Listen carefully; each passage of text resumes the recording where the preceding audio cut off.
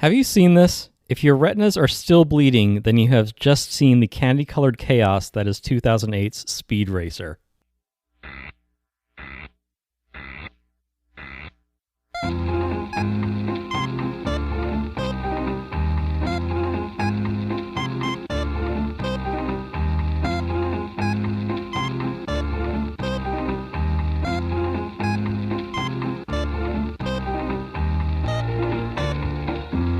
Welcome to Have You Seen This? The world's only podcast about obscure, overlooked, and misbegotten media. All discussions will be spoiler heavy. You have been warned. That's right, King. That's right. And what a movie. Yeah. I would describe Tim's facial expression as scarred right now. I have seen every color. I can say that now. I feel like I have this microphone in my hand. I feel like yelling into it in a foreign language and jumping up and down in front of a green screen. Well, the question that I put to Paul after we finished watching it was, if you had a chance to make the Speed Racer cartoon as a movie, like, how else would you do it than this way? There's no other way. There's no Zack Snyder version of this. Thank Christ. where it's all gritty and real. Yeah. It's like The Wire or something. Well, there's just no other way. I gotta say this, and people who listen to the show and people who've been friends with me for a long time know that I am the A+ #1 hater. I usually hate stuff that a lot of people like. The only thing you hate more is yourself. I'm ashamed of it. But this is a movie that is the kind of thing that normally I would just fucking hate. And instead, I fucking love this movie. Mm-hmm. Agreed. I ride hard for this thing. And we're not the only ones. There are a surprising number of us out there. Well, I believe that you were on board from the beginning, 2008. Pretty much. I should discuss. I really was excited to tell this story, and I'd like to tell it before we get into the movie itself. Oh, by the way, first folks, time I saw this thing. Right, yeah. We are here with occasional guest and friend of the pod, Former comic. Paul J. We are in Once in future, baby. Right, yeah. Where are we? Holmby Hills. We are on the former Michael Jackson estate. We are in the very room where the King of Pop took that last dose of propofol. We're in. I think we're in. We're Muscle's in the old room. Yeah, aren't we? Yeah. I thought The Anaconda Pen. Isn't this what? Yeah, we're in the Troy McClure house. We're in the up on the hillside. The playroom. We are surrounded by poorly maintained saltwater fish tanks and and the beautiful San Fernando Valley skyline. But yeah, it's been a while since Paul has been on the show. Yeah. Real heads know that he came on to talk about the Paul Lynde Halloween special, which was very fun, as well as the Wizard of Speed and Time. And this boy, that was something. It is really something. Not to be forgotten. Share some DNA with Speed Racer, I want to say, just in terms of you watching it for 20 minutes and being utterly exhausted. Well, Mike Jitlove is out there right now, you guys. Maybe nearby. You should have had him on. So be careful. Is he outside? I don't know. He might be. Is he in the room with us right now? If you mention his name 3 times, he shows up at your door and takes you on a delightful behind-the-scenes tour. And refuses to join the union. Yeah. But yeah, we had to get Paul back because he is the #1 ride or die for this movie. There are more and more people who are like, hey, you know what? Like, what was up with people not liking Speed Racer? I thought it was pretty good. And it's like, okay, well, where were you in 2008? Because this movie did not make back its money. Nope. Yeah, Larry and Andy Wachowski never made another movie after this. No, we haven't heard from them in a while, have we? Yeah. Strange. We don't get all the way into that whole situation. But, yeah, I fell in love with this movie, I should clarify, the second time I went to see it, when the only people in the theater were me alone, because no one would go with me, and I'm sorry, Paul. Still mad. And a few rows away, a family of 5, like a mom, a dad, and 3 kids that were between like 7 and 12. and It wasn't a mom. It wasn't a mom, a dad, a chimp, a small child, and a boy of undeterminate age. I didn't get a great look at them. It could have been, but yeah, it could have been a chimp and a 9-year-old in a trench coat. The point is that no one was. The only people in this theater were me and them, and I was like, oh god, if they wandered in here by accident. But they had a great fucking time. The entire family was just on board from start to finish. They loved it. It was very sweet, and I, seeing the entire movie in one go, was like, oh, okay, I get this now. It is a shame that other people didn't get this. But the first time I went to see it, or tried to go to see it, I went to the Howard Hughes Center IMAX screen with my then girlfriend, now wife, and we got absolutely destroyed on pot cookies beforehand. Now, just a typical day for Paul. Well, It was a Wednesday. It doesn't happen anymore because I've learned my lesson. But this is 2008. This is not just before pot edibles had dosages indicated on the wrappers. This was before pot edibles had wrappers. I bought buy the ticket, take the ride experience. Oh yeah, I bought an unmarked cookie from a man, and just had to guess at how much of it I should eat, and my guess was all of it, which turned out to be incorrect. And we go into this movie, and the weed just hits us like a truck shortly after we sit down in the fucking IMAX theater. And we last about, I don't know, 20 minutes into it. I honestly couldn't even tell you how long we made it into it before Jen had to leave. That's about how far I made it into it, and I was stone cold sober. It's yeah. I had a similar expression when I saw the Polar Express, but I watched the whole fucking thing. Oh yeah, that was your mistake. Oh yeah, I ended up in the fucking hospital. You did. That's not a joke. Oh jeez, edibles as well. Is that when you forgot your name? Yeah, I thought I was dying.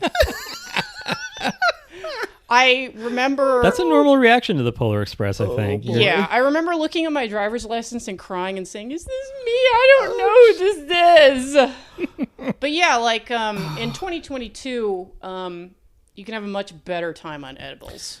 It's way easier to calibrate the experience. Yeah, yes. It's way easier to avoid having to leave your car at the theater because you are too wasted to drive home, which is what I had to do. I had to take a cab back there the next morning and pick up my car.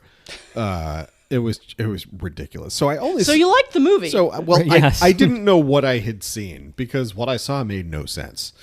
Sure. Yeah, the human mind is not ready to comprehend such a color palette as presented by Speed Racer. No, and especially that opening race where it's jumping backwards and forwards and sideways in time. It is an onslaught. It's watching it sober and being able to pay attention to everything. I think it's wonderful. Mm-hmm. I love the way that whole thing flows together. It's a stupid amount of exposition packed into that little chunk.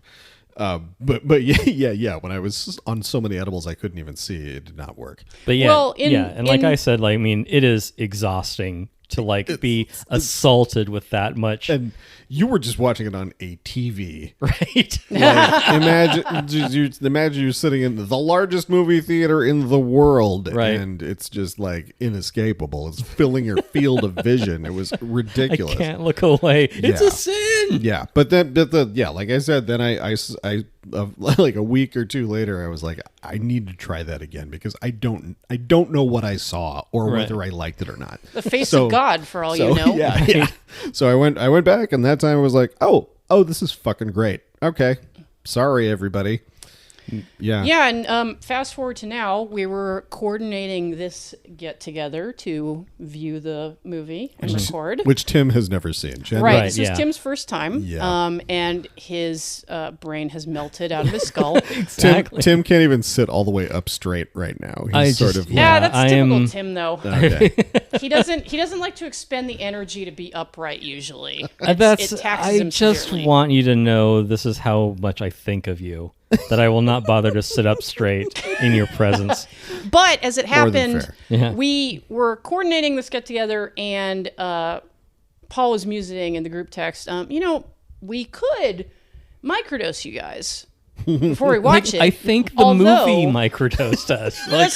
yeah, 'cause- it's a hat on a hat. Come on. Paul, the next thing yeah, Paul said was yeah. like, although maybe that might be a little much for your first time watching it. Yeah.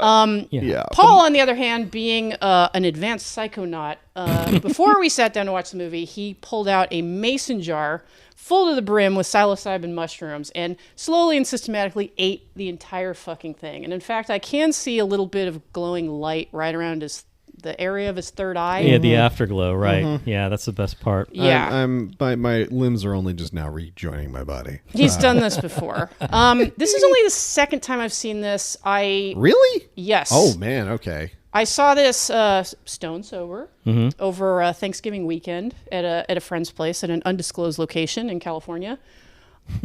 And like I said, normally the kind of thing that I fucking hate. The era of green screen filmmaking, which was inflicted upon us by George Lucas. Yeah. With The Phantom Menace.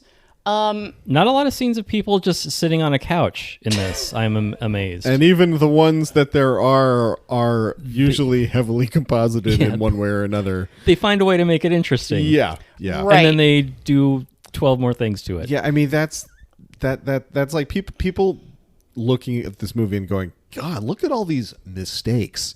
Have the wrong idea about the whole thing, because like green screen technology wasn't perfecto in 2008. Doesn't fucking matter. But Doesn't fucking matter. This what this movie does with it is deliberately bizarre. On purpose from start to finish. In fact, whether or not you like it is an open question. Right, yeah. But this is how they intended this thing to look, which is crazy. Yeah, because getting back to the initial premise, it's like if you had a chance to make Speed Racer as a live action movie, what else? What other choice is there? Yeah. Let's do the live action version of a multiplane animation camera in shots. Why the fuck not? Yeah, let's do the blurry backgrounds behind people who are jumping. Faithful to the original, right down to the chimp. Pretty much. Yeah. I would go so far as to say that Lana and Lilia Wachowski are twice the director that George Lucas is. I mean, well, we kept bringing up the pod race while we were watching this thing. Yeah. Like, look at all the things that this movie is doing that the pod race also did, but not well. Like there are more than a few moments that are shared between the two things. And I think I've talked about it on the show before, but it seems to me, when I look at you simpletons, that Okay. when I see gaze people, into your dead cow-like eyes. right, when I see people talking about how the prequels are actually really good. Oh my God. No, they're not. They're not. I see people projecting all kinds of things onto them which are not in the original text. Like they extrapolate, a whole backstory between like Obi-Wan and Anakin, like all these emotions which are not in the film, all this texture not there. And it's not like this movie is astonishingly deep, but it has as deep as an anime can get. But it is so fucking sincere. So sincere.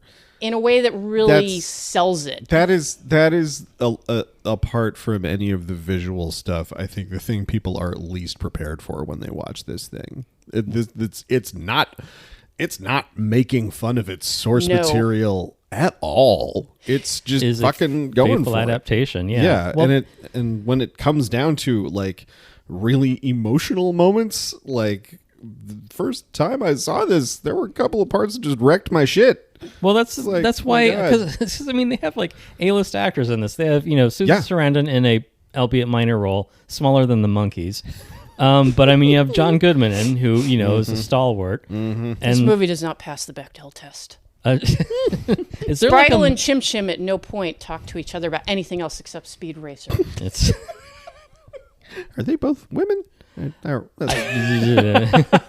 cut this. I mean, as an animal and a boy, they're functionally women. That's true. Low on the totem pole. Essentially powerless. Yeah, exactly.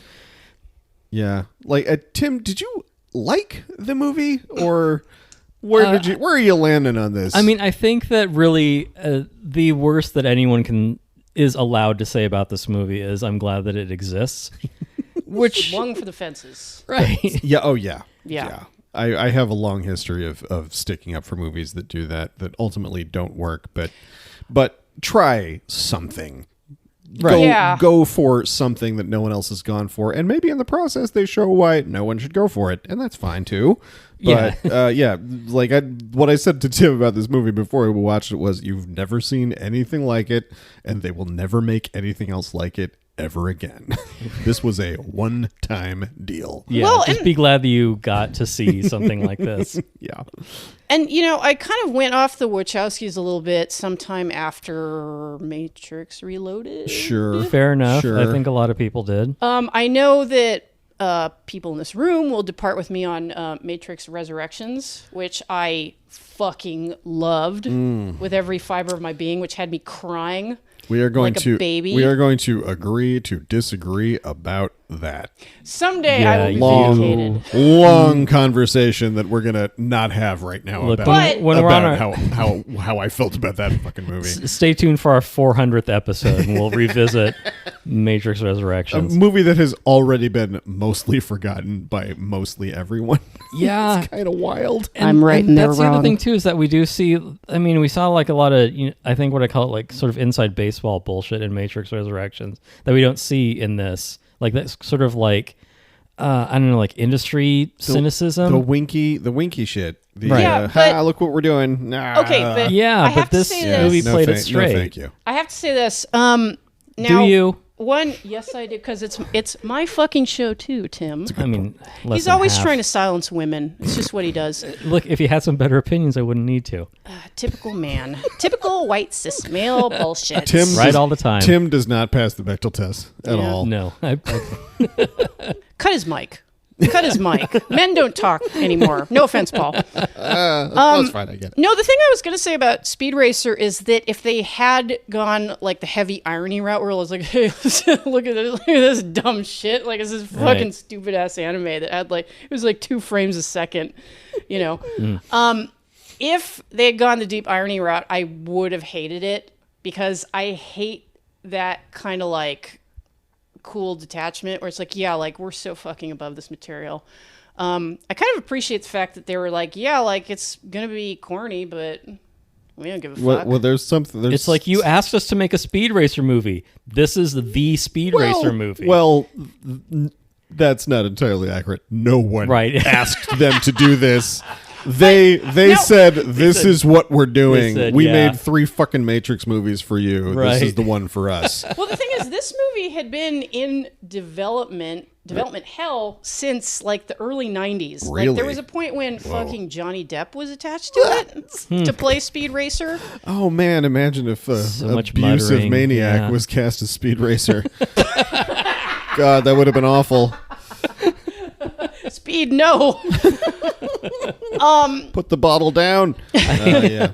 I'm glad he didn't choke in the final race. God damn it. Fired. You're fired from your show. Get out. Not the first time.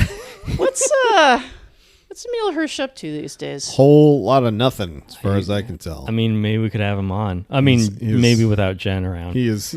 I'll wear a protective. Yeah, there you go. I think he's device of been some kind. he's been persona non grata pretty completely, as far as I can tell. And But- also, even apart from his choking women thing, he was in this movie, which was probably not great for his career. Yeah, more as, importantly. as things turned out. And it is sadly. interesting too that he kind of fills in that he fills in as that sort of blank slate darling of the Wachowskis as a Yeah. protagonist. Yeah. Oh shit! Yeah. Yeah. Like I could see young Keanu fitting right in here Yeah. if he wanted to do something like this. That yeah, same vacantly pretty expression. yeah. Emil Hirsch in this is delivering like somewhere in the bottom third of the performances in the Yeah. entire movie. Like he doesn't have much to do except like frown and be I'm on race. determined. Yeah. And Yeah. go And what? like he's fine, but he's kind of getting blown off the screen at every turn by Yeah. almost every single other actor he shares a scene with, including the monkey. I mean, I think there is a part like after they're going through like Royalton Industries where like then they introduce Speed again. I'm like, oh, I forgot he's in this. Oh yeah. Oh, he's still hanging around, huh? Right? Yeah. Oh, yeah. The guy who drives the car. Just Good, you're yeah, here. Yeah, not the most dynamic fellow, which is too bad. Yeah, and But- especially because like this is a cast that's really hitting on all cylinders. Like they can So sell to speak. this corny fucking dialogue. yeah. Like they're like not just okay, because you know how there's like in movies that are all about like heart and getting up and trying again and giving it your all. There's always like a speech moment where it's like, hey, like, you know, I got to tell you why this matters. There's like 2 or 3 of those in this movie. There's a lot. All And of then which- they repeat a bunch of them at the end. Yes, all of which are completely sold by the actors delivering the speeches. John Goodman, Susan Sarandon, Matthew Yeah. Fox. fucking, yeah. even fucking Emile Hirsch at one point. Yeah. Yeah. I mean, that is something that Emile Hirsch does keep up with everybody else on, is the total unwinking commitment to what's going on. Yeah, Especially You don't- because he's probably saying it to a ping pong ball on a stick. Which takes God. no small effort. Yeah, Jesus, the amount of acting opposite nothing that everybody in this movie had to do. There's a shot in this thing where Royalton puts his hand on Emile Hirsch's shoulder, and it is clearly 2 different shots on 2 different days. That's someone's hand coming in. I don't know whose, but they couldn't keep both of them in focus, so they had to shoot Emile Hirsch and the hand, and stunt then they hand. had to shoot Roger Allam. He's the best And- hand model in yeah, the business. Yeah, and there's So crazy. There's that big fight scene in the second of 3 races that is just like you can clearly see it's just a dozen people dicking around on a green screen. It is the most green screen shit. It's like I said, not even trying Yeah. to make it look like anything but anime cells. It's a on manga style fight scene. Yeah, with like mangas have those perfectly detailed backgrounds, and then these super cartoony characters slapped over them in a way that is Yeah, barely just sort of physically this connected. flat slate, and it's like, all right, we'll Yeah. just dance around in front of It's that. fine. It's Yeah, fine. and one thing that Doesn't the, matter. Does what it needs to do. Yeah. and one thing that the best This is manga. the look we're going for. Now I'm not a weeb or anything, so don't accuse me of that. But one of the Manga, Jen, it's things not that the manga. best manga artists do Thank you. is like really sell action, Mm-hmm. and that's what that scene is. And so much of this movie is, and it shouldn't work as well as it does because it's just like. It's just like you're going in 12 million directions Because at it's once. fucking batshit from beginning to end. But you can follow it. That's the That's Yeah. that's exactly what I was going to say. Is that you can it all reads, it all tracks. It's just what is happening is crazy, but they figure out a way to make sure you see the important stuff. There are parts of it that are full on Matrix Revolutions, just clouds of metal shards coming at Right. you in this Jackson Pollock way. And it's like, it doesn't even matter if you understand what's going on. The point is to be overwhelmed. or super balls or animated zebras or just swirls of light and color. Yeah. Yeah, I mean, it's like when we were talking in our episode about House. It's Yes. maximalist, where it's just like, let's just throw as much as we can at the screen because that's what we're here for. Yeah. Yeah. I love the few movies that are like this, that go for it this hard. They are few in number and they are precious to me. I was trying to list them off in my head while we were watching this thing, like Dick Tracy, Warren Beatty's Dick Tracy. Sure. Yeah, also another highly successful. Visually did stunning great. We're all familiar with the 4 or 5 sequels that they made. And, Right, yeah, really launched Madonna's acting career. yeah, everyone did awesome. Dick Tracy, honestly, the sedate version of something like this, but still a candy-colored madness town compared to almost every other movie that was coming out at the same time. Paul, come back on and talk about Dick Tracy. Have you? Gladly. I love Dick Tracy. I think that's a fun ass movie that fits perfectly in here.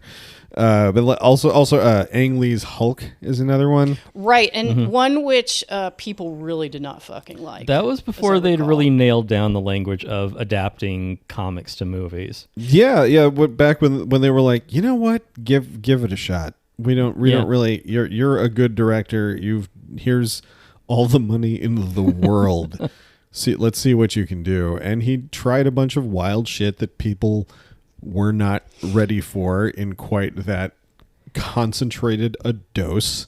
Yeah. And it's been very influential, even if the movie itself is not super well liked. And like I think I think the first movie I've ever seen that did this kind of shit that was actually successful and everyone loved was Into the Spider-Verse, which is all about, gets away with a lot easier because it's an animated film. Yeah, but it can do those comic book looks and transitions and weird edits, and nobody bats an eye.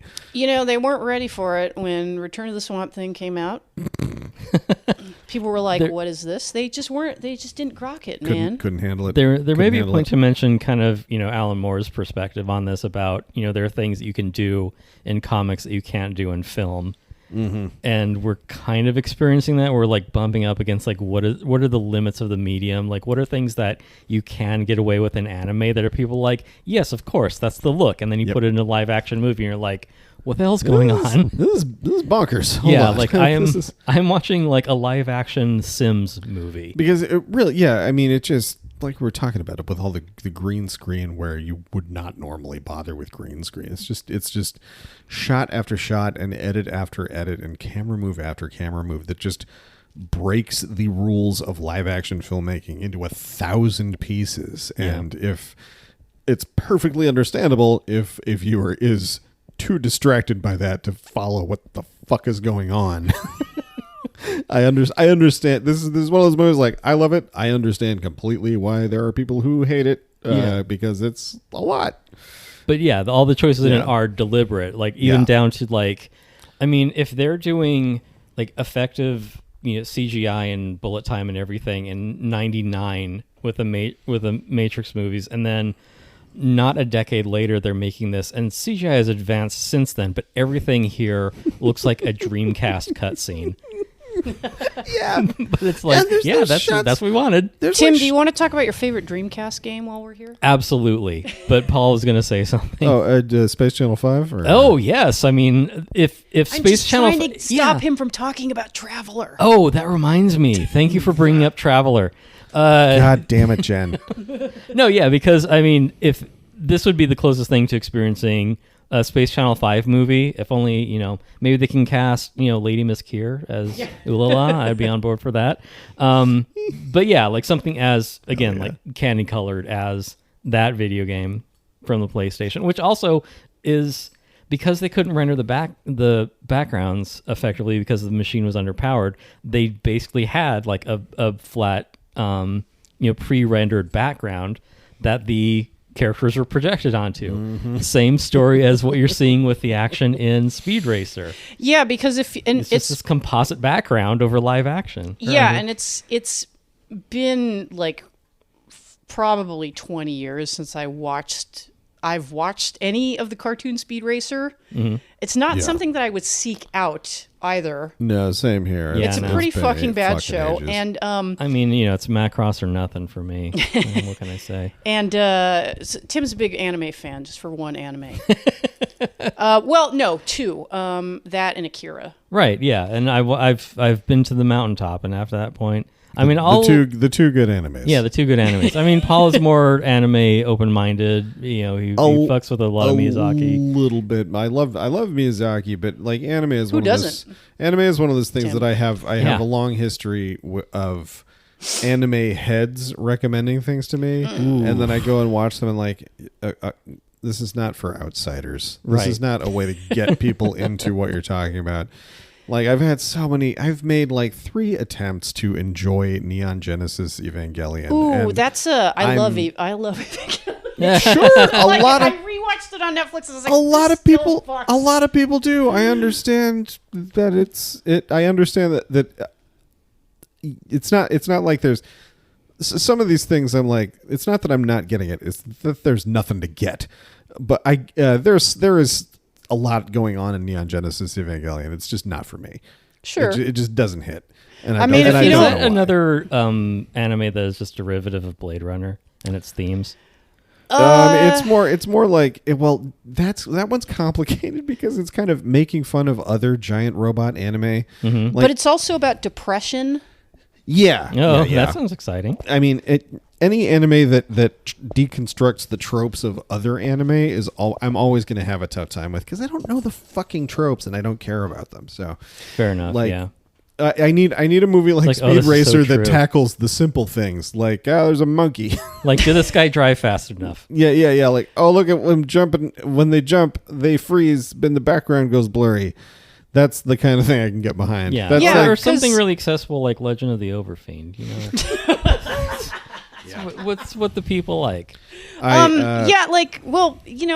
evoked the original show because like I have seen it, but it's not exactly something that I would sit down and watch even if I had the opportunity because it is a very simple show which for some reason was successful on American television, but it had that thing about it which is why I don't like a lot of televised anime in that you're somewhat limited by the vagaries of production for television. It's amazing how cheaply produced anime was back then. Yeah, I mean, like TV. I joked about 2 frames a second, but it really is just like the mouth movement. Just there's like 3 gestures, and they just cycle among them. Yeah, it's like it's like clutch cargo shit, or like like the shot in The Simpsons of where Poochie's like, I have to go back to my home planet, and they just pull the animation cell out. Like out of the. It's no joke. I mean, the standard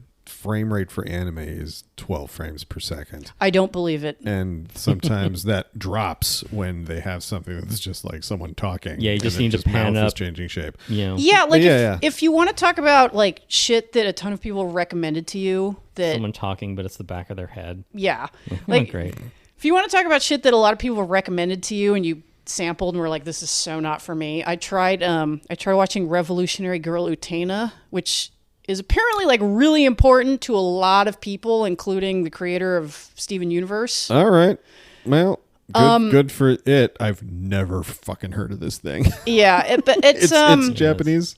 It's and I'm not hating gender knots out there. You're allowed to like Utena. It's just not strictly for me because it does have that like anime television thing where it's like, we are going to animate as little as possible and half of the show is going to be the same sequence repeated, like Sailor Moon shit, where it's like, hey, the transformation is going to take up like a good chunk of it because we don't have to do that part over again. As I may have mentioned here before, I used to have a job where I basically watched Blu-rays to make sure they worked. Quality control. And and we did a lot of anime. By far the majority of the anime I have seen in my life, I watched at this job. And Sailor Moon was just excruciating because it's annoying. Sailor Moon is annoying enough 1 episode at a time. When you have to watch 6 of them in a row, the seams start to show a little bit. Slightly. And I have a high Sailor Moon tolerance because like I like those character designs. Sure. I think it's maybe if you were an American girl of a certain age and you liked My Little Pony and all that shit, it's like, ooh, accessories. Yeah, I mean, but it's not a good show. It's that's another thing where like I understand why it has its fans. I understand why kids of a certain age glommed onto it as hard as they did. But it boggles my mind that there are adults who watch it on purpose. Speed Racer is a little harder to figure out because again, there's not a lot there. If anything, there's less there than there is in Sailor Moon. Yeah, like, and it's not even. Yeah, I don't even know what the. it's been so long since I've seen a Speed Racer cartoon. I don't even know what happens usually. Yeah, it's and just I think there's a race and he almost loses, and then Racer X comes in, and then they're like, "Who is Racer X?" Is Like, actually we don't Speed's know. brother. Right. Yeah. And then there's some fuckery going on in the race because like I don't know what like governing body sanctions these races that seem highly Oh, that would be the FIFA. that would be the WRL or the World Racing League. Oh, okay. Go on. It's Vince McMahon. Right. Yeah. I mean, I just make the point because of just how chaotic they are.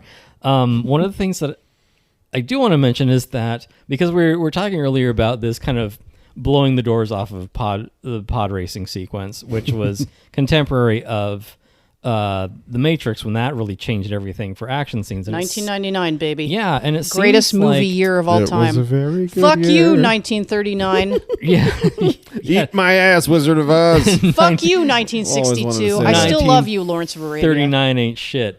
But yeah, I feel like in this context, just because the races are so absurd, I feel like the Wachowskis are trying to top bullet time with them.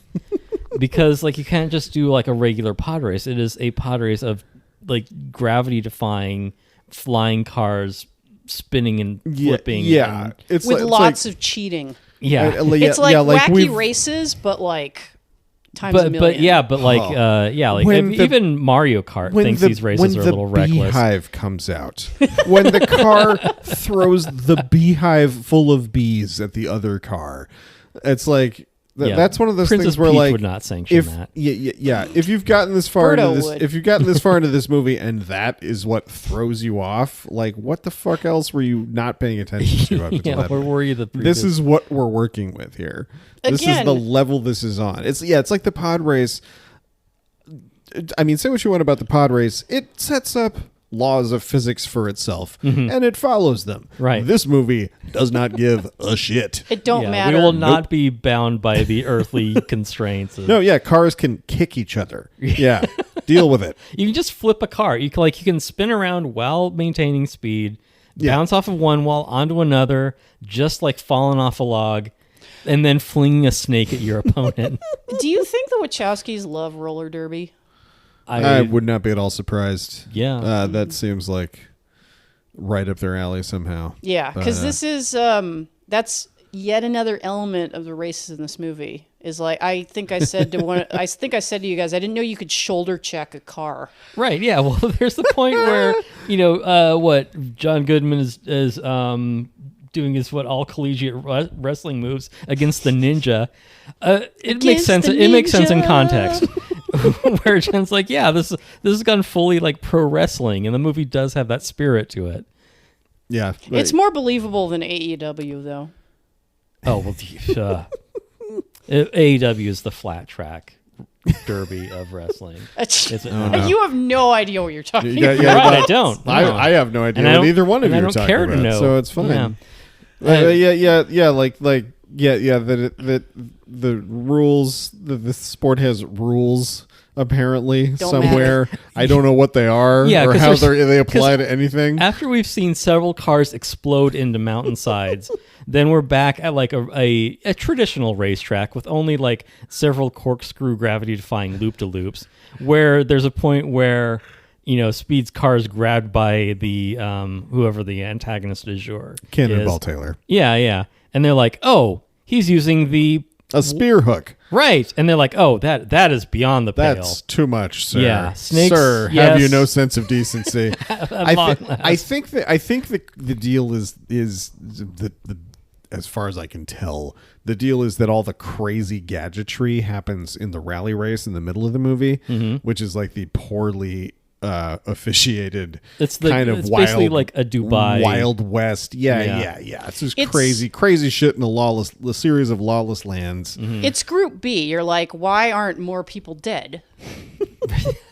I asked myself that same question. Is that why a aren't more- football reference? No, Or- Group B was like rally car racing in the 80s. Oh, where they just head off the road into crowds. Yeah, and Yeah. footage of it is absolutely bone chilling not- because it's not good. Jen has folders It's not of this cool. shit. Yeah. no, you see these It's cars another like upcoming whipping episode. by like walls of spectators like inches away, and you're like, no, how did nobody die? It's bonkers. How the fuck? And that's yeah. how it feels in this movie. That's like there are things in this movie that I feel like would make a little more sense if I followed auto racing in the real world in any kind of way. What Just knowing the does this difference have to do with the real Well, world? just knowing the difference between a rally race and a track race, like I had to like, oh no, okay, one of them's outside, I guess, you know. But yeah, and then they go back the on other the one track. has jumps. The only difference between the rally race and the track race is that the track race, the cars aren't allowed to have, you know, battering rams and morning stars sprouting from their ass ends, Yeah, but they're still just crashing into each other and knocking each other off the track and into shit and exploding. Yeah, you The just aren't allowed to bring a warhammer. the climax of the thing is Speed Racer chucking two cars at once down the road ahead of him, and they explode before they can cross the finish line. And then he goes through the explosion, and then the space-time continuum breaks down. yeah, he goes through yeah, Stargate. He Yeah. turns into the Star Baby. He Yeah, looks at the audience. Yeah, he doesn't just like cross a finish line. He like crosses time and space. He crosses something else. Yeah. Crosses the blood-brain barrier. Yeah. Right. Oh, yeah. There was some point during, I think, the shootout on between the car and the truck early on. Yes. Where I was like, these are color combinations I have only ever seen in one other place, which is the end of 2001, when the wildly color altered landscape photography is going by, and there's The like solarized Yeah. end sequence. yeah. The slit scan photography. Oh no. This is the same section of in the the movie, beginning but of Head. Oh right, yeah, the kind of the reverse colors. Yeah. and- yes. yeah. Yeah, which Yeah. they got in 2001 by having one of those like 3-color Technicolor processes, and if you printed the colors in the correct order, you got a normal image, and if you printed them out of order in any way, you got crazy fucked up shit. And they literally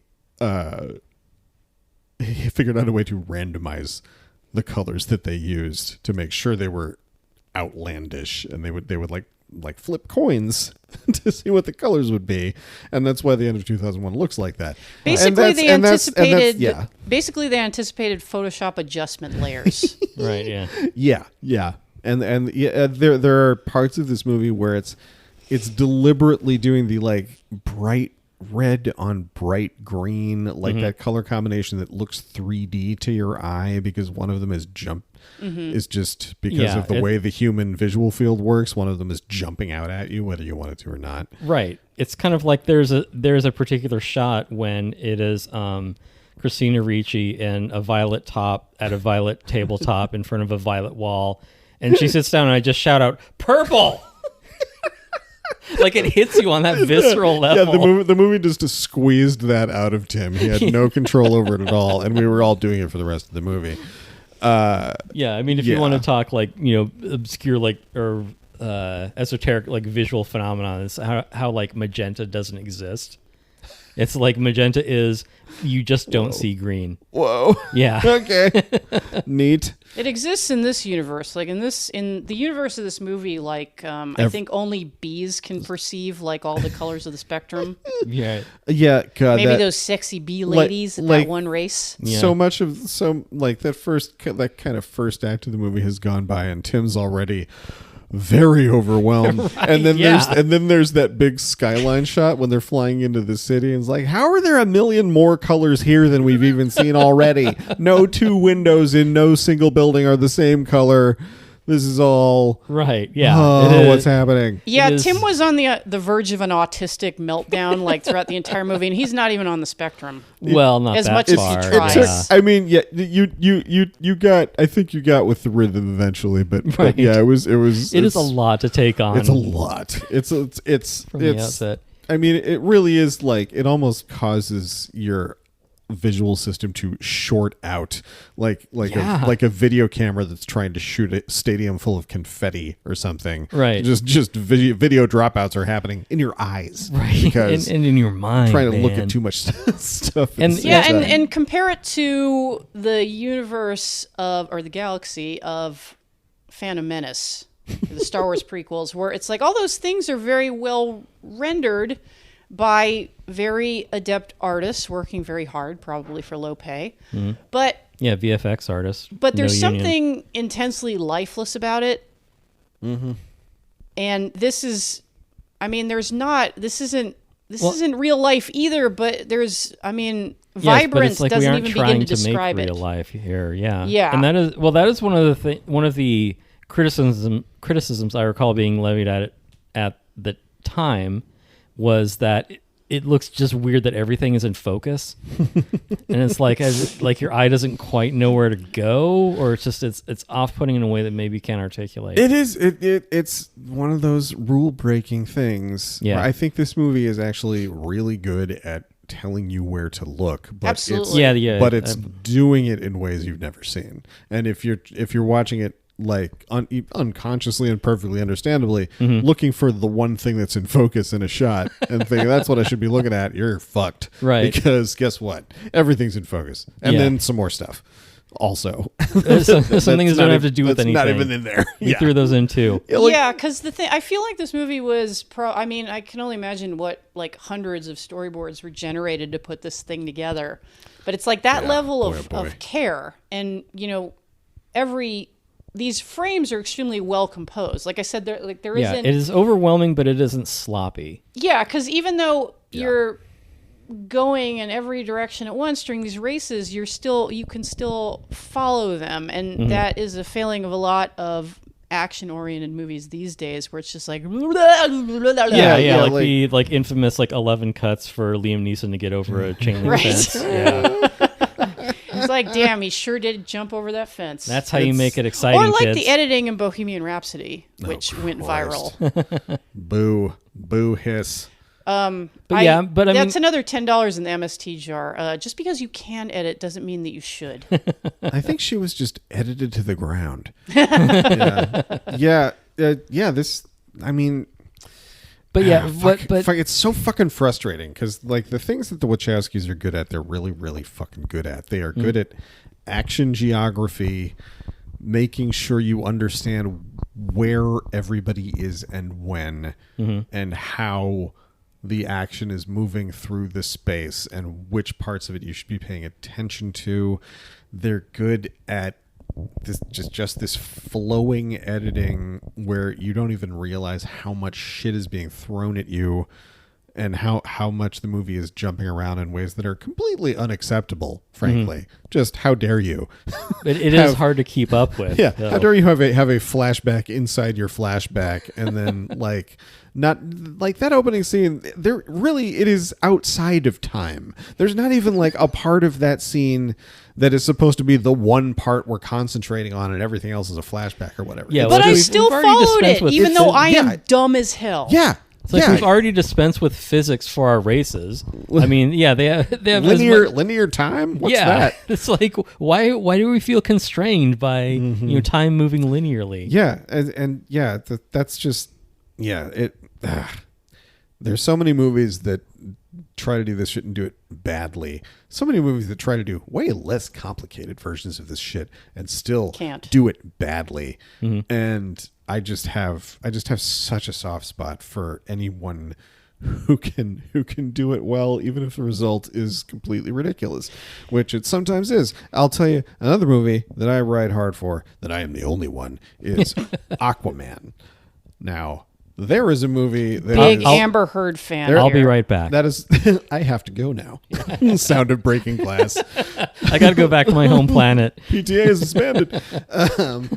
But that's a movie that's like it's pretty fucking stupid, but it goes as hard as it can at every point, and is really well action directed, Which is nothing not else. something that the DC films have done a great deal of.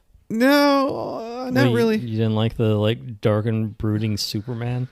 Well, everyone knows how I feel about Zack Snyder. Yeah.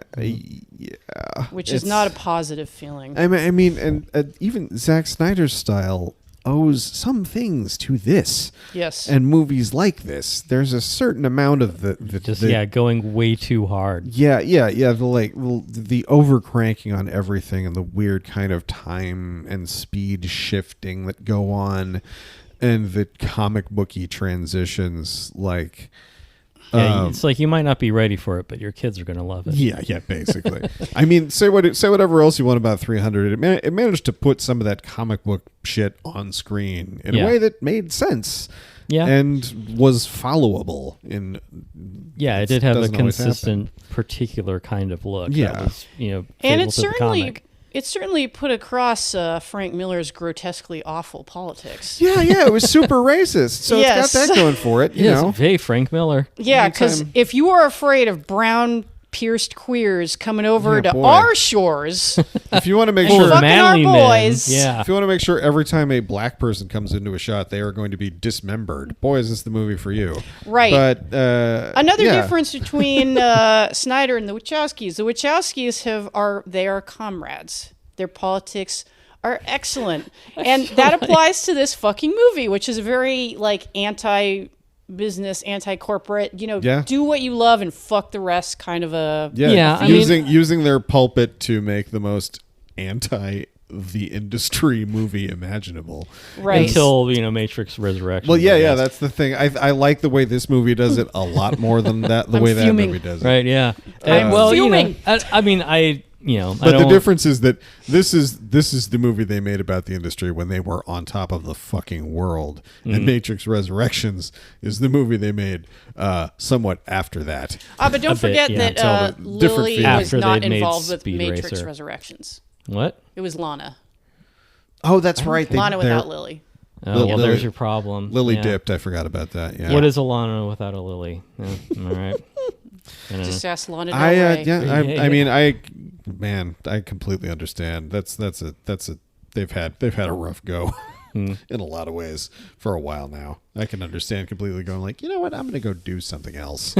This business is mean and shitty. And it kind of is. And I think that it'll only give me money to make sequels to something I made 23 years ago. There's a point where you got to be like, all right. Well, and I think that accounts for, of course, this is pre-Matrix Resurrections, but I think that there are feelings about, industries in general are what make up a lot of the story and themes of this movie. Tim mentioned like the really grotesque and obvious cheating in most of the races. Yeah, speaking of World Cup. Yes, you kind of go like, oh yeah, like that's really how the world kind of works a lot of the time, isn't it? Where it's only the most like egregious examples of fuckery. Right, it's that like get pointed out. Yeah, it's like we have a sport, but the sport exists as a means to completely unrelated ends. Oh, can we pause for a second? The recorder is exactly in the place where the dog goes usually. That's why he looks so worried. He's like, why can't I sit there? Well, that's why I'm petting his head. If you can you move it just that pull way it a little towards bit? you. So just hit the record button. Yeah, throw those earbuds over there. Come here, buddy. There you go. Don't sit on it. Okay? That's if he were Reggie, he would figure out a way to put his butthole right on the place I'm most likely to touch. He would hit the record button with his asshole. Yes. Yeah. Oh, you gonna jingle through the rest of the show? Okay. I put my scent glands here. Dog cameo for anybody who's still listening. I wish you guys could see how cute this dog is. I got a really cute dog, everybody. Look, if you want to do a YouTube podcast, we can do a YouTube podcast. Yeah, we'll just have one camera focused on the dog. The photo for this episode will just be a photo of Moose. Just Moose in adorable. the Mach 5. Yes. Yeah, there you go. They're just driving. Go speed Mooser. Oh my God, Moose is driving. How can this racer. Be? It's Spritle and Moose in the trunk. The question I want to ask is, who uses a black light as a key light? Like this movie dares to go Lana that and Lily hard. Wachowski, I mean, because the just the day glow colors throughout this are intense, ridiculous. And again, something which normally I would fucking hate. I like a color palette. I like color harmony. I like those things. I have a really hard time with a lot of current art, as influenced as it is by kind of computer graphics and stuff like that, and going all the way back to MS Paint, where it's like, hey, we're just gonna put like lime green next to magenta. Yeah, it does have a which is Web next to 1.0 purple, which field. is next to yellow, which is next to blue, and it's like, why does it work in this movie? I don't know, because it sure should not. It shouldn't. Yeah. It is not obeying any of the rules you have of color. I think if I sat down and watched it and I looked just for that, I would find a lot more like planned out color palettes that differing from scene to scene than are immediately apparent. Like the fucking desert. There's that orange desert they go through, and then the Cheeto Desert. Yeah, the Cheeto Desert, and then which is where Donald Trump came from. Am I right? Got it. From the Cheeto Desert. Oh, burn. two vast and trumpless legs of stone. Am I right? Yeah. Behold my works. Everyone says they're mighty. The mightiest people are saying it. I have the best works. You have amazing works. Bye, Ozymandias. Oh boy. God. So they made F-Zero. I did it X into a 35 minutes movie. ago. There's people saying that I haven't done it yet. I did it 35 minutes ago. Fuck. What was the fuck was I talking about? Color. Yeah. And like the purple parts when they go to Royalton, and there's just a lot of purple going on. A bit. Or when they're in they're in the car at the royalty. make out point, and they're surrounded by pink, and it is less random and insane than it initially looks, but they still go for it. I really enjoy a kind of neon aesthetic in a movie. Like, it made me so happy when Guardians of the Galaxy came out and was just like, hey, remember red and yellow in superhero movies? Right. It was pretty fun, right? Purple and We can green. have fun again, yeah. Check this out. It works. Colors are neat. Comic books have a lot of them. Let's try it out. And Tim, can you think of a movie at like least I know three. I've bitched about this where I'm like, why don't movies use color anymore? Well, I know there's your favorite, The Love Witch. That certainly had an intense color palette. Okay, folks, we're going on the 5th episode running where we shit on The Love Witch. So that creaking you heard was a can of worms being opened. We haven't purged it yet, folks. Right. We're coming for you, Sorry, Anna Jen, you Biller. were talking of color palettes. I was speaking of belief. God damn it. Jesus. Yeah, So yeah, we had that intense color in Head. We Yeah. had that at the end of 2001, and Speed Racer, transcending when he wins the race. yeah, Very because much I feel seems like there similar to have that. been only a couple of movies recently where I felt like they just went, full bore Went with hard the with color the color. palette, where Yeah. they fully took advantage of what you can do with color on a screen. Well, they're much more likely to do it in animation these days than they are in anything else. Like, so much more. It's the proportions are so out of whack because you've got people just aren't shooting shit on film anymore. People are shooting digital, which means Yeah, you weird can really crushed crank it, colors, and people shoot with the colors in just any kind of way, and they'll fix it in post or whatever, and then they don't, and then you end up with these gray and yellow movies. Yes. And it's just movies that look like they've been filmed from like inside a bedpan the entire time, and Yeah, it's but just such a bummer. Yeah, it's kind of that Contrast this where they broke the knob off on the saturation button panel. yeah, and I feel like that's kind of I could be wrong, I'm just pulling this out of my ass right now, but I feel like that's kind of a condition of the streaming era of filmmaking where it's everything looks compression? everything looks like the new Hellraiser. Just that looks like really like clean and sterile, but like Yeah, where you're like, yeah, we're gonna see some fucked up shit because it's fucking Hellraiser. You're expecting something like Hellraiser 2, and then you Right. got like Sandman on Netflix. yeah, it's very sanitized. I Don't get me feel. started on Sandman on And- Netflix. We'll be here all night. Yeah, and as someone Special who's 3-part episode. and as someone who really enjoys the Sandman comics, a lot of great artists did very fine work for those books. Like you wanted to see something You want to visually see that lush again. and instead you get a movie from a streaming service. I mean, Yeah. Tim and I just recently God saw. damn it, Wachowskis, we You know what? treated you You know what unkindly. is a colorful and wonderful movie that is brand new that was originally going to go straight to streaming is Glass Onion. Yeah. Oh yeah, another movie which you were enthusing about. I adored that movie. He was cackling, folks. My wife and I adored it. My wife is not as into movies and the church of the cinema as I am, but she has fun. But she's a normal person. She came to this thing with me. How'd you land her, Paul? There was just I don't know.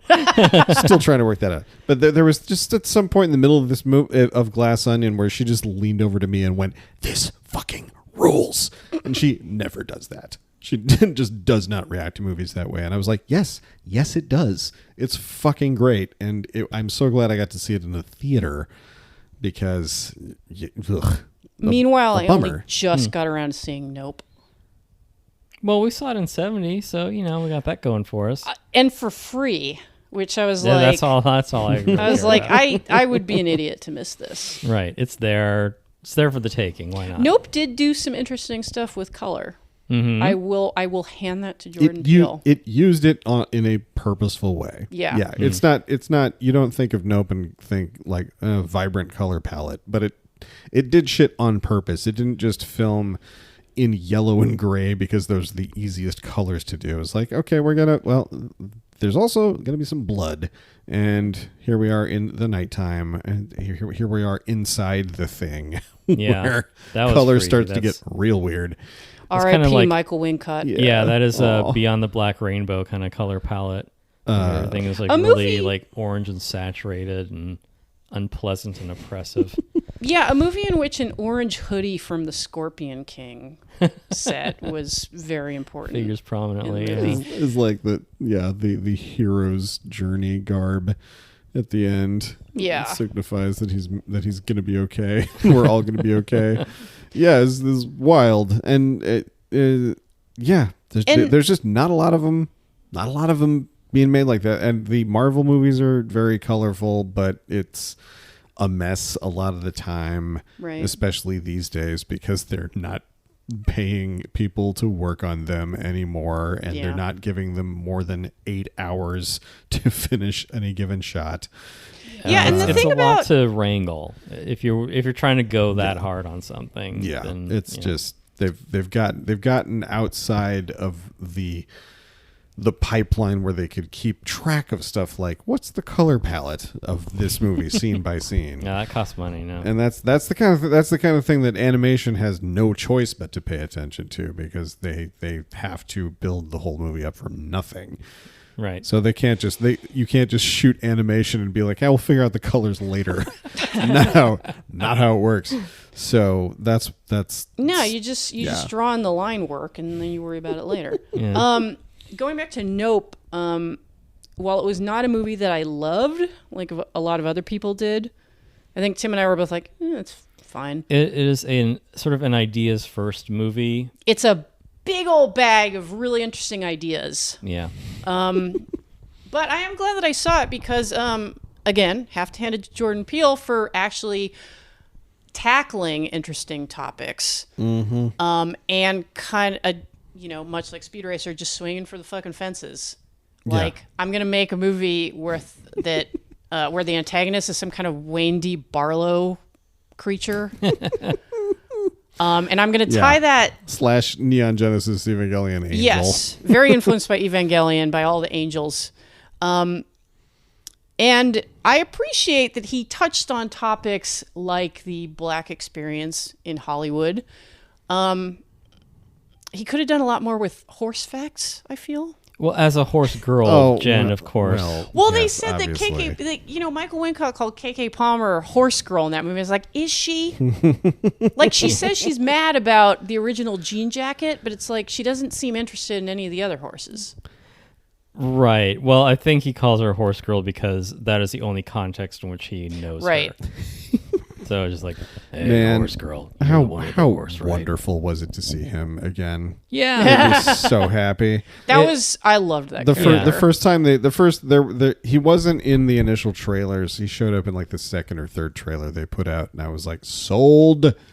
Yeah. I will drink that man's bathwater. I'll follow him anywhere. Yeah. I mean, ever since, like, because, my first exposure to Michael Wincott was The Crow. And from that, I was like, sold. Yep. Yes. I will follow this man into hell. I think we broke her. Yeah. Oh boy. Quick impression for you. But I think It's rock and roll. It's Bertolt Brecht. I'm really blown away, guys. I would love to get you into a studio like immediately. Yeah. But I think I drove us right off the corkscrew track. By bringing up Right, other yeah. movies. What were we? What was I mean, it? I know that- colors and the uses of them. It's just and kind of a the fugue lack state. thereof. I mean, I know that planning a lot of the chase scenes in Matrix, Matrix Reloaded. Yeah, they were using like a lot of Hot Wheels cars, and I think that in this they're just like same thing, but it's just. What if the Hot Wheels was the Right. thing? What Just if we were scale it just up. figuring out what real cars could do, and we just sold real cars to fuck off? Yeah. And we just, like there isn't the only real car in this movie is the Mach 5 that you see him sitting in. I don't think there's a single shot of another actual physical prop car in this fucking thing. It's not about cars, Paul. It's Maybe it's about family. Maybe during Just like Fast and the Furious. Yeah. exactly. Maybe Family. during that scene where he's walking to his car past all the drivers who are glowering at him from their cars, and there's like the guy Spider-Manning on top of his car for some reason, like because that's what you do when you're limbering up for a race is stand on your car's roof. That's what I do before I get into my Mazda. He just does that to dominate the car. It's a Carfax. You gotta mount it. Yeah. so it'll respect you. Yeah. It's just like working with any kind of wild animal. Yeah, Going back to Nope. Yeah. I think like the things about this movie that don't work for me, that are frankly bizarre and I can't believe got through the system that is set up specifically to prevent things like this from getting through are all the things where the Wachowskis are clearly like, we got to make this a kids movie. what a kids like. We know, us two childless adults who spend all our time on movie sets. We have a pretty good idea of what children want in a movie, and sometimes they do that, and then sometimes And that is stock manipulation. Corporate buybacks. Oh man, look at subterfuge. Look at all this candy. But first, how to But leverage? first, let me explain the market puts to you. Yeah, good God, the. I mean, I love the monologue Royalton gives about the crazy stock deal that went down because of a planned crash in the Grand Prix. Yeah. MVP of the movie, Roger Allam. Yeah, but that particular section of exposition or whatever sails by because it's him doing it, and you're Yes. just like, I believe whatever this guy is fucking telling Oh me. yeah, and I mean it doesn't right, car fucking crash, matter uh-huh. anyway. Like the the ins and out of stock trading, like however they tanked Eli Lilly's stock on Twitter, doesn't matter. Right, yeah. Like the rules kerfuffle at the end where it's like, oh, Speed shouldn't be able to get into this race, but he can with this card that this lady gave him. Right, yeah. Doesn't fucking matter. Doesn't matter. It showed up to move us to the next scene. It's fine. It's just they just spend in the middle section of the movie, they spend so much time on the corporate intrigue whose only result is to get the lady from the Toga-Con family to give him that invitation. Right. And that's all that's all that we needed. We didn't need all of the corporate takeover stuff. Yeah, which even as an adult, I have had to watch the movie more than one time to fucking figure out what is even going on in that part of it. And I can't imagine what a kid thinks. They're playing with their Matchbox cars that point. The kid is playing with their parents' phone. Yeah. It doesn't matter. It's not The Big Sleep. It's a movie about a guy who needs to race the fastest car the fastest. That's all you need to know. Nobody cares that The Big Sleep doesn't make sense. Not a lick. It does not hang together. There's no way to explain the plot of that movie. And you don't give a shit. The sleep isn't even that big. That's my problem with it. Tim's just focused on Lauren Bacall. Yeah, like the things in sleep. The things in Speed Racer that are easy to understand are the things that are actually crucial, which is the emotional relationships between everybody. The things that people are like working out between each other and with themselves through the process of this crazy sport. That's the thing that the kids can grab a hold of. Well, I don't know. More than the stock buyback scheme. Yeah. And like, I think, but especially anybody teenage or older is going to understand like the scene where Pops tells Speed Racer he loves him, as opposed to the scene where he got all mad at his older brother earlier in the movie. Right. Like that is so crystal clear and such a like genuine and emotional moment. And that stuff lands like a ton of bricks, and because it needs to keep you emotionally involved. Whenever I hear people talking about how plot holes wrecked a movie for them, what they're almost always really saying is that the movie failed to engage them emotionally, so they had too much extra time to look at all this other shit. That's a good way of putting it. You know, like I don't. Yeah, if you have time for your mind to wander on this stuff, you aren't engaged with the story. I don't understand why Frodo and Sam are such good friends. And that just didn't work for me. And also, why didn't they just give the ring to an eagle? Why did the eagle just fly it in? I mean, a whole culture that just hasn't heard of shoes, really. I don't know. What's their bedding like? Your problem is not with the fact that the eagle could have carried the ring to Mordor. Your problem is the fact that you don't understand friendship. That's your deal. Sorry for you. I think a strength of the movie, and maybe on the flip side, a reason why a lot of people weren't on board with it, is because it isn't just that it, you can have like a really simple opinion and be like, well, it really like captured the feel of the cartoon. I mean, yes and no. It kind of blows the cartoon completely out of the water. Like, it does take it as a jumping off point where they're like, we are going to have kind of staccato dialogue, flat two-dimensional imagery in parts, things like that. But that is just a starting point. Like, we're going to build an entire universe where the whole world gives a fuck about this one race, which is probably fixed.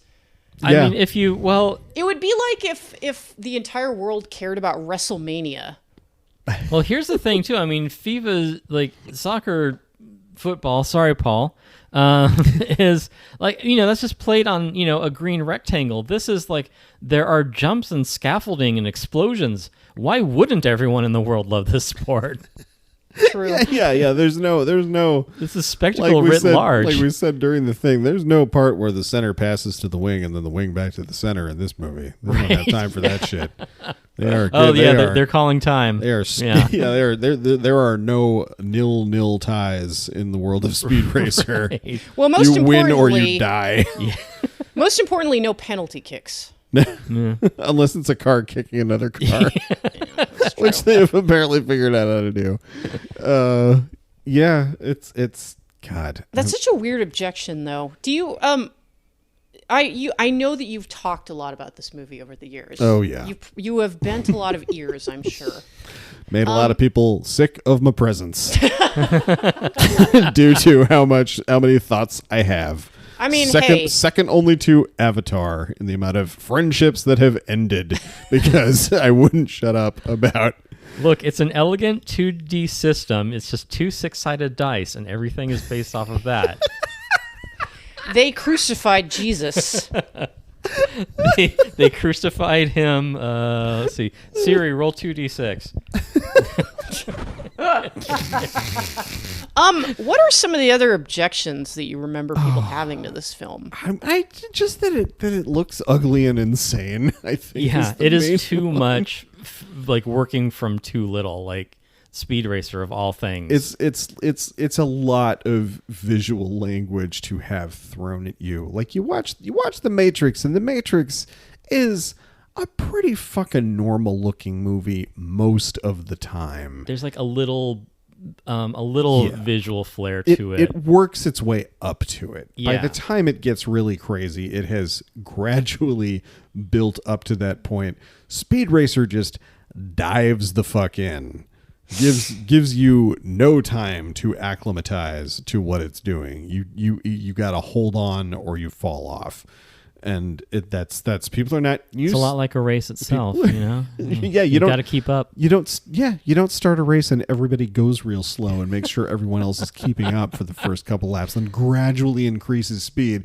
You just go. Hit the ground running. Fucking hit it. And I can remember exactly one of the only things I remember about our first pot-addled attempt to view this movie is the exact moment where a lot of people in the audience turned on the movie visually. It's that shot where he runs outside to find Rex leaning on the Mach 5, and it's the first like just exterior standing outside shot, and it looks completely insane. Yeah, It's you're like I'm watching The Sims. Yeah. The sky is the wrong color. The things in the frame are not the size in relationship to each other. Clouds that are ivory should be. white. Everything's in focus. Yeah, weird Yeah, forced perspective. What am I supposed to be clicking on watching this utter scene? artificiality and people kind of like, I could hear people in the audience go ugh when that shot came up, and I was like, I get it, it's fucking weird. Yeah, it's And based yet- on a cartoon, and it's going to continue to be a cartoon. And yet many of The this- entire time. And yet many of those same people will accept Obi-Wan Kenobi going to a space diner to talk to Dexter Jetster. I those don't people's get it. opinions are not valid. I mean, I know all opinions are valid, but those are not. Those are Those are incorrect. Incorrect. I think people fucking bend over backwards to defend movies that they like because they saw them when they were 5. Yep. It's fine that you liked it because of that. That's a valid reason. Just admit it. Don't try to tell me Attack of the Clones is a good movie. Yeah, like that know works. yourself at least that well. Like it took me a long time to come to grips with the fact that, for instance, Return of the Jedi is not a very good movie. It's not. It's kind of a fucking mess. People are saying this. It's but you know, it's people got the say people he's you the like doing greatest stuff. Jedi, but I don't see it. Folks, yeah. it's bad. Luke Skywalker, he's a loser. It's like it's the beginning of everything we don't like about the continuation of Star Wars. Just the going back to the well. We're going back to Tatooine. We're going back to the Death Star. Yeah. We're going back to people not really having the same accent from one scene to another. Occasionally, that kind of shit. And because I first saw that movie when I was 6 years old, I was like, Yeah, you don't "You all notice go it. fuck yourselves. This is Right. amazing." Yeah, And that I was, movie was so important to me when I was like 13. Yeah, but if you're like a teenager going in to see Star Wars at the time and then being fully an adult by the time Return of the Jedi comes out, different deal. yeah, then different you bag can entirely. see the seams. Like I Yeah, said. and it took me a long time. It took me until like I don't know my 30s before I really took a cold hard look at that movie and some of the other movies that I loved from around that time. Being like, okay, how much of this is actually good and how much is that it just hit me right in the cerebral cortex because of the age that I was when I saw it. I am very jealous of any like 7-year-olds who saw Speed Racer when it came out. Because that's a hell of a thing to plug into your mind. We're gonna get another Timothy Leary out of it. Yeah, I'm jealous of that family that I saw it with the second time. That were just having a good ass time, just an uncomplicatedly good ass time at a crazy movie that had a little something for everybody. Honestly, too much to ask. It's it's fucking fun, and it's too bad that people get so turned off by some of the things on the surface and some of the more boneheaded decisions that it makes in a couple of the things that it chooses to focus on, like the whole stock deal and shit that's needlessly confusing that they didn't need to make that confusing. It's a shame that stuff turns people off to a movie that I think is very sweet and nice and works for the most part wonderfully for me. I feel like I just straight up do not understand what people will respond to about movies a lot of the time. It's Okay. it's weird. It's weird. Like there, and I know, like I am the hater of the podcast. But I am You're the very- hater of the podcast. You're a very bitter person, Jen. Yes. But and I often will not vibe with movies that a hell of a lot of people vibe with, which it does make me consider, hey, maybe I'm fucking wrong. It's happened before. You need to drop that attitude. That is negative thinking, Jen. Just kick that shit to the curb. Negative thinking. Think positive. Stinking thinking. Yeah. Thank you, Howdling. Now, is that robot done yet? We're going to go to bat for Rotor now. Please do. Cullen Blaine was a visionary. multi-layered plot, and those layers do not fit together. Yeah, people said Malignant was a mashup of genres. Well, have I got the movie for you? I got a movie which doesn't even know what the fuck it is. Right, yeah, just improv straight through. But yeah, like I tend to not get why people like the movies that they do, movies that really succeed, because the film industry is such big business. Mm-hmm. A lot of times I'm just like, you know what, it's not for me. You all have fun. This is one which and maybe I'm just gonna sound like a stupid studio executive or something like that. Like, this seems to me like it's a sure thing. Families can see it. There's a lot going on the screen. It's fun. It's got a monkey. I don't understand why people do not vibe with this That's movie. the thing, is that, like, you can't know what's gonna work and what's gonna hit and what isn't. Like, that's still like the roll of the Right. dice. Yeah. I mean, like in the game Traveler. You son of a bitch. I think, honestly, a big part of it is if this exact movie changed nothing else about it, but it's not preceded in the filmography by the 3 Matrix movies, I think it is less of a turnoff to people, because this was just such a wildly just orthogonal move for them after everyone was expecting them to just be like, all right, these are our sci-fi action directors now. These are our genre guys who are gonna crack open all sorts of crazy shit about society. And we just want to do, like you said, a movie for us. Guns and kung fu and shit. And this movie has guns and kung fu and shit, but in the goofiest possible way, in the silliest combination, in the most comedic scenes. I think an anime way. I think it was just too much of it was just too sideways from what everyone was expecting from them.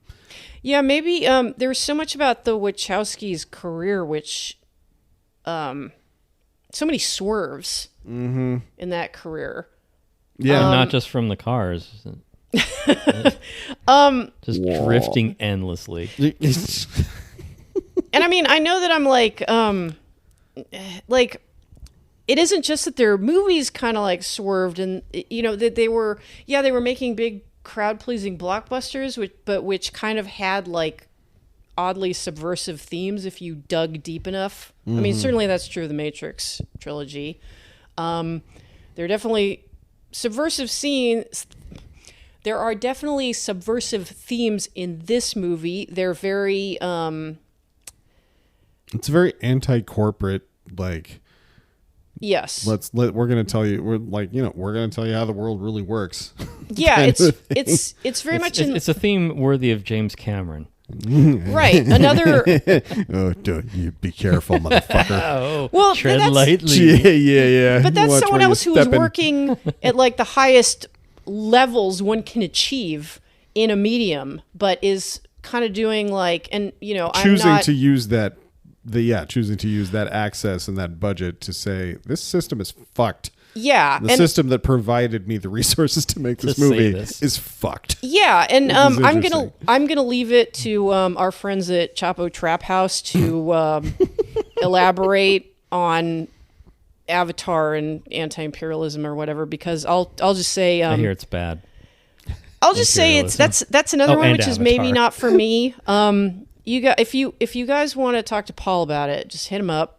Like I'm sure he would love to talk to you about Avatar. I am not doing always available 24/7. FaceTime me. We got the Paul phone. Anytime, any place. I am ready to deliver my TED talk about why Avatar was as successful as it was. Not even like why people should like it, just why people did like it in the droves that they did. It's a lot of the same messages in this movie. A lot of the same kinds of things to say, and kind of an anti-cynicism. people just Just like, be true to yourself. that's just the saying, other- wear what you dig. yeah. Well, That's the other difference between this movie and The Matrix, or at least the way The Matrix was perceived at the time. The Matrix was perceived, I think wrongly, as being cool. Yes. Like super cool. Like, I'm above all this. I know how the world really works, so I'm above and outside it, and it doesn't affect Take the me. red pill. Yes, exactly. Hence the misappropriation of the phrase "take the red pill," because we all know where that went. Yeah, that's great on Twitter, that exchange where it's, Elon Yeah. Musk is like, take the red pill, and what? Lana Lana like, Wachowski's like, go fuck yourself. Yeah. No, because it's like, Yeah, it's like fuck- what's her name? fuck the Trump both of you, I replied. believe Thank is what you, she Queen. says. Yeah, and she's like, I already have done. She's like, fuck you both. Love her. Love them. yes. That was perfect. Like there's a line in this movie where Pops is angry at Speed for lying about going on a ski trip with Trixie. Mm-hmm. Instead, he goes to drive in this dangerous rally car race so he can help overturn the cartels that are ruining racing. Yes.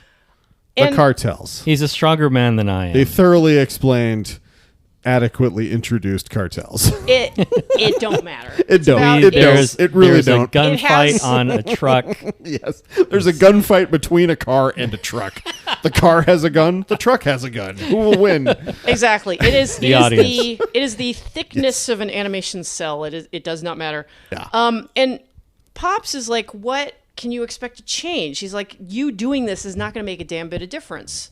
But Speed has a belief that his actions can make a difference, much like Neo in the Matrix. Like once he takes the fucking red pill, he starts to see all those lines of code and shit.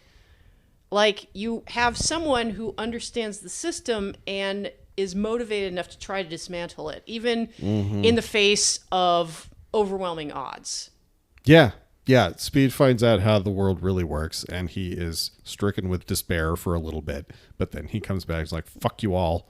I'm going to rip this thing down from the inside." Yes. And that's like what Neo does not react. None of the characters in the Matrix react to the knowledge of how the world really works with, oh, cool, we're above it now. We're so much smarter than these people who don't.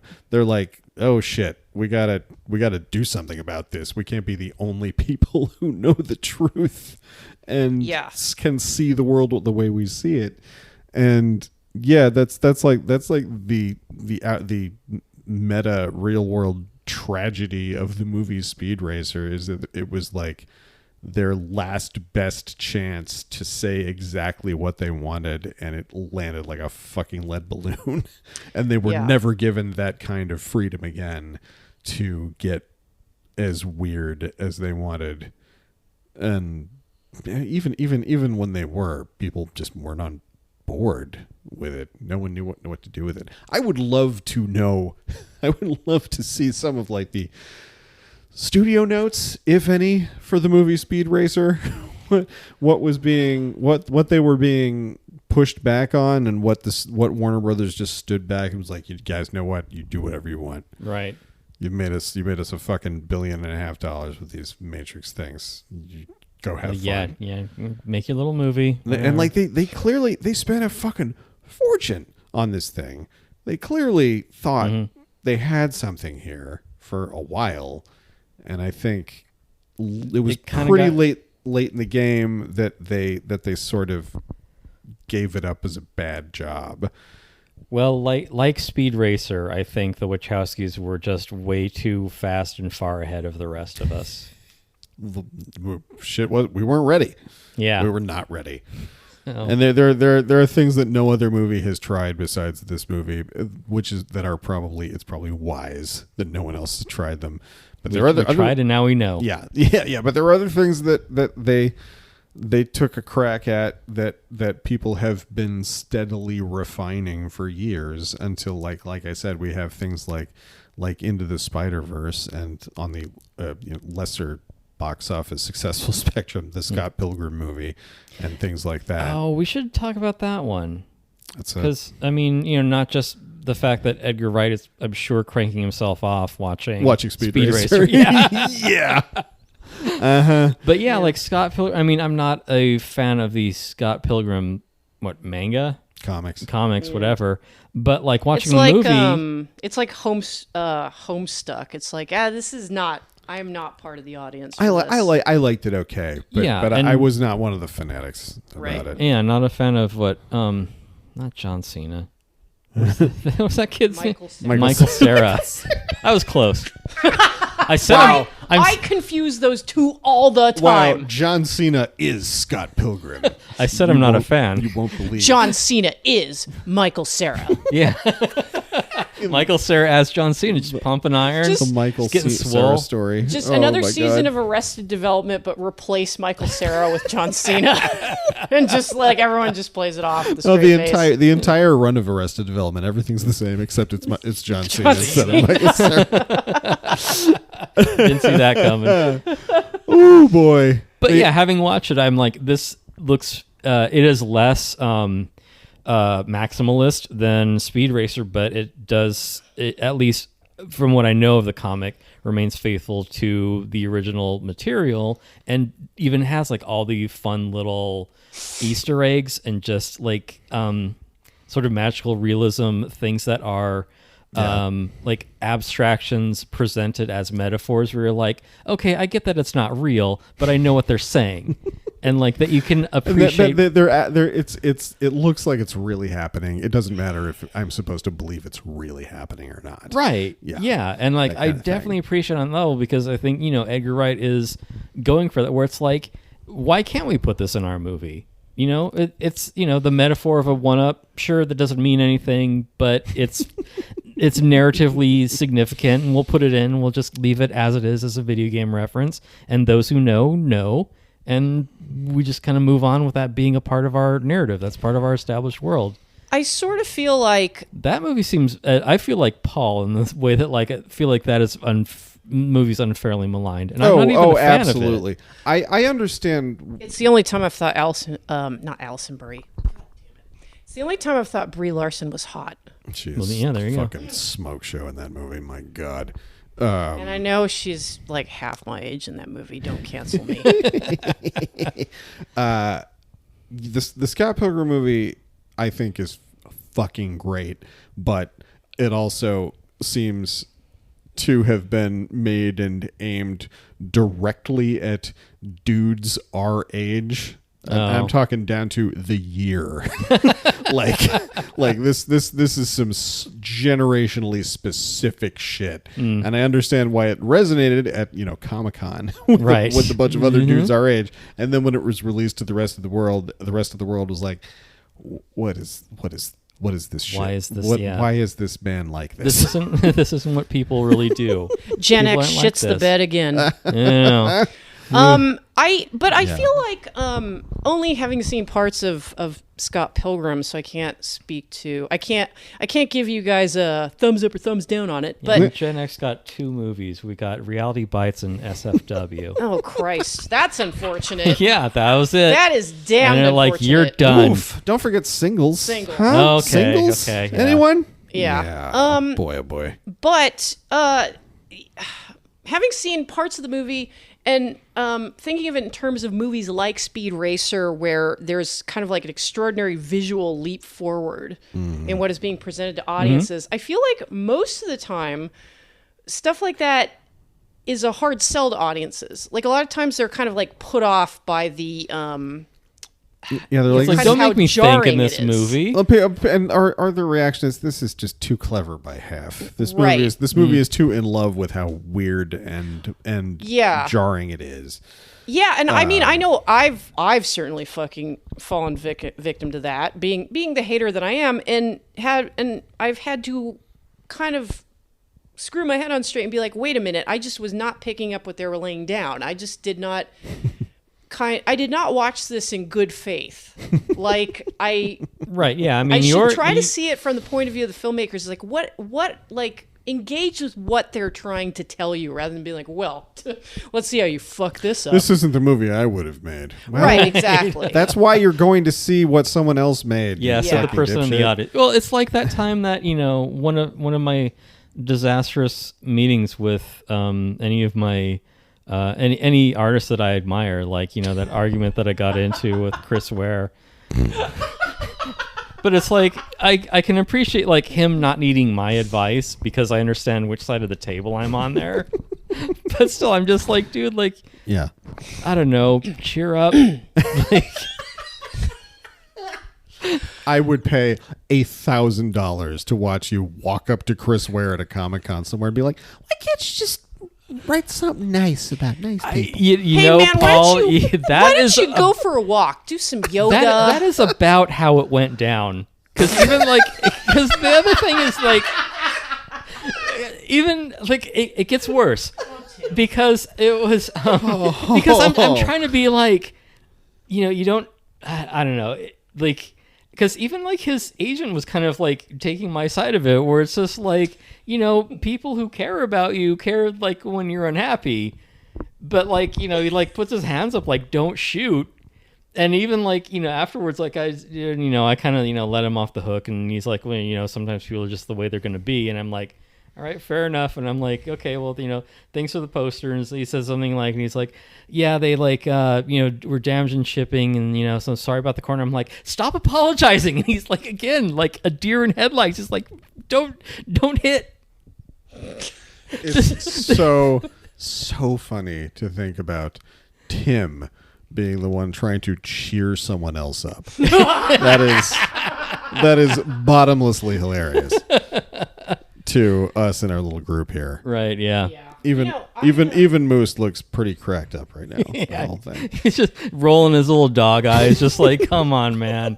Damn, dude, you really fucking said this to Chris Ware. Yeah, right. I can't even see in the full spectrum of color. Edgar Wright has me Yeah. blocked on Twitter. Did I tell you guys this? What did This you happened, do? This happened years ago. I was an asshole. It was Were. like, it's I'm not anymore. Right. Never again. No, But it's yeah, years ago, Mitch I was. Hedberg. I am now, but I was then too. I used to be an asshole too. Yeah. No, I made some remark that was intended that my dumbass did not realize how this would come across as an insult. But I was like, Edgar Wright has to have like the greatest like. The most wildly disparate artistic success to financial failure ratio of any living filmmaker.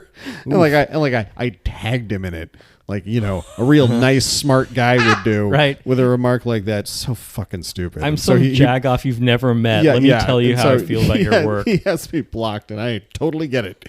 Yeah. But it's true that he's made some fucking amazing movies that have has. not gone over financially as well as they should have. I think Shaun of the Dead did really well, and it's Yeah. been diminishing returns from then on. And That is a shame. And that's not one That's of my favorite films. I'm a big Shaun of the- proponent of Hot Fuzz. Shaun of the Dead, Yeah. I like Hot Fuzz a lot better. I love Hot Fuzz. I like Scott Pilgrim the best. But Hot Fuzz is Hot Fuzzy's really in his element. it's hot. Yeah, and Hot Fuzz is. That's another thing about how I'm not a horror guy. So Shaun of the Dead is dealing with a lot of tropes that I don't really know a whole fucking lot I about. don't fuck with zombie movies. Well, I mean, so- that's all fine and good, but like I'm watching Spaced, like the 2 seasons of that, and he's like 25 when he's making that, and just like Wild shit.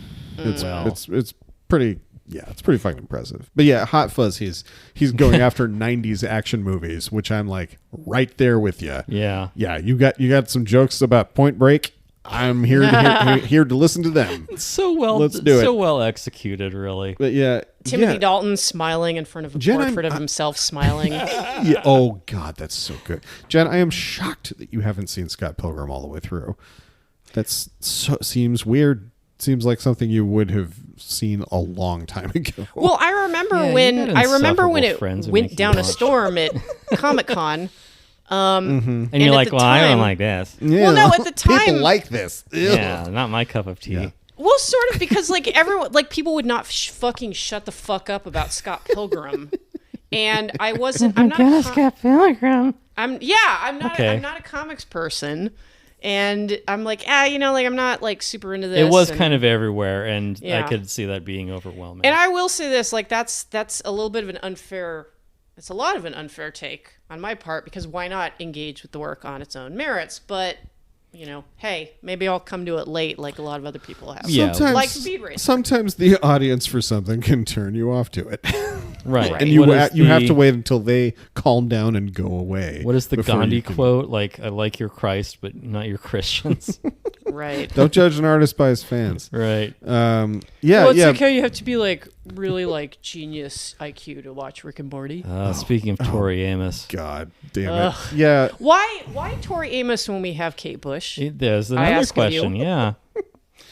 Yeah, Sorry, Tori. Scott Pilgrim. I'm trying to remember how I even first heard about it. I think I don't know. Scott I Pilgrim. read some bloggers or something who loved the comic book series, and it was one of those things where people either had never heard of this comic or they were fucking obsessed with it, and there was just no in between. And I think I might have started to read one of them, and I was like, this is black and white, and it looks like what is the big deal here?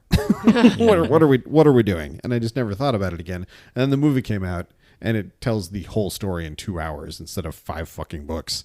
And I was like, This way to do it. this is all I need. This is the concentrated dose of this. Scott Pilgrim, yeah. just the good parts.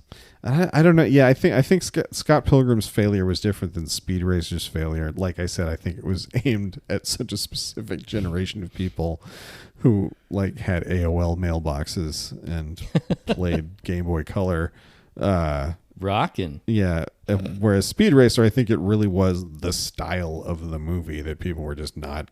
People were just like, ugh, ow, this It's hurts like me. it was an anime. It continues to be an anime. Still, yeah, it delivers what it promises. Yeah. Does what it says on the tin. Although I guess don't it know would what have you're been complaining about. Japanimation. Which probably- Japanimation. Remember that? Yeah. Remember when we said that like it was the thing that anyone said? We might as well have said Nipponimation. It's like for all the usage of the real word. God. I just Times change. I still refuse to say anime. anime. That's never happening. Like that's for the kids to do. I am an otaku. I say hentai. I ask for hentai. I like tentacles.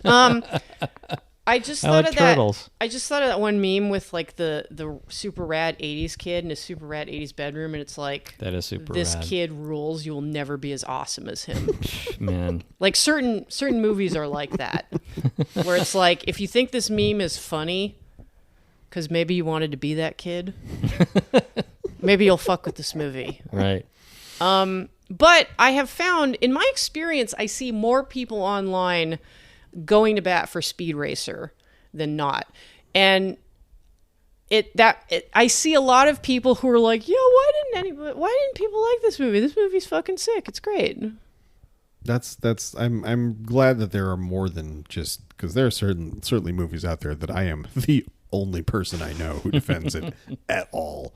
And it's nice that it's finally, in a belated and not financially lucrative fashion, finding its audience and finding its people. And I think people who just stumble over this thing without any of the baggage that it was carrying when it was originally released, without being the next movie from the Matrix guys.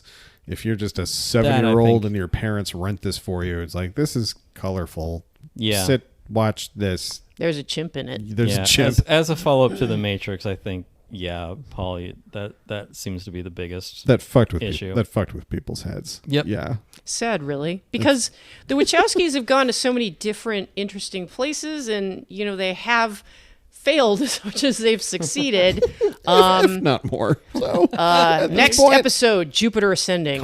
Cough. Sense 8. I assume I'm on that one as well. You're Jen and I will leave, and you can record a Jupiter Ascending episode yourself. I'll do all the voices. It'll be great. Yeah. Is Jupiter Ascending about all those people getting killed at the Wild West show from Nope? No. You wish. That was a joke that didn't really I'm shutting work, this down right now. but- No sale. Yeah. Nope.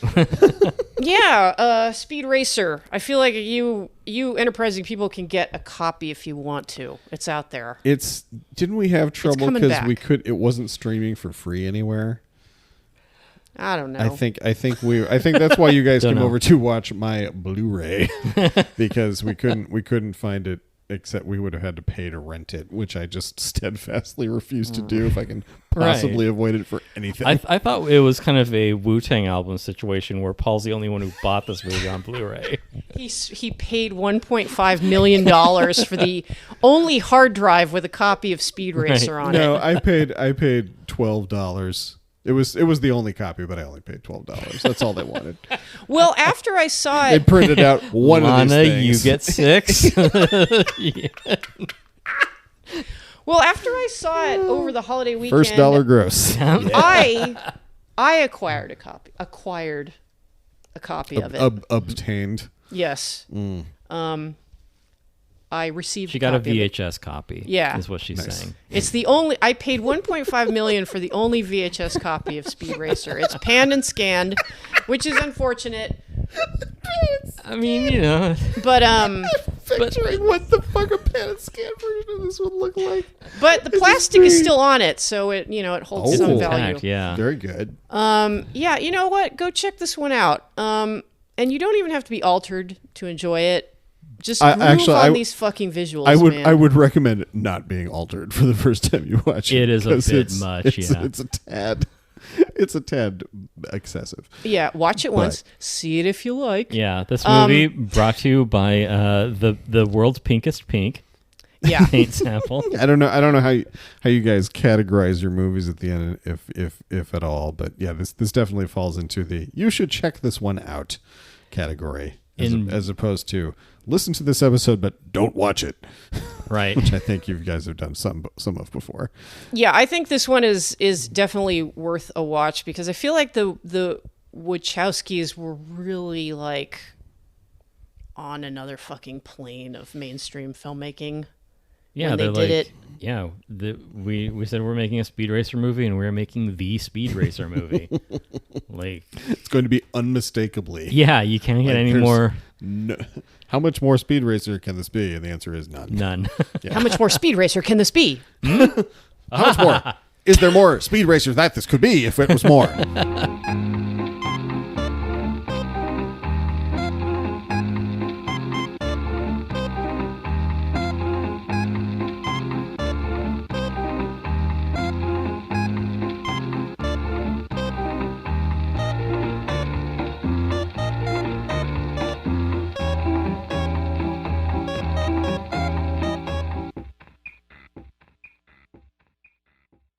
It kind of starts at 10 and maintains that pace. So, yeah, you have to get caught up. Yeah. Like, that first half hour is rough. Jump on. Yeah. And keep up.